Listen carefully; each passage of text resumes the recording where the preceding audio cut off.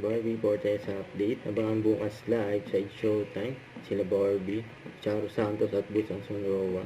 At magkakaroon ng international premiere ang Anti-She Remembers sa Toronto, Canada sa March 6 and 8 for Cine Film Fest.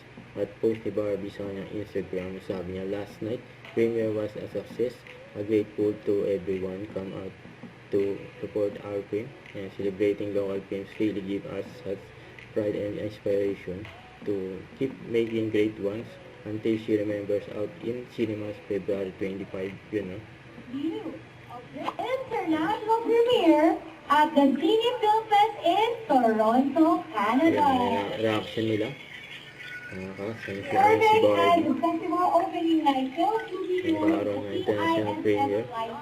This Movie. film was specifically Until She chosen Remembers. to open the festival in Sa view Toronto, of Canada their yun, no? commitment Ang to cute ni Barbie, showcase oh. powerful Filipino narratives that resonate within our community here and beyond. Palakpakan naman po natin ang pelikula.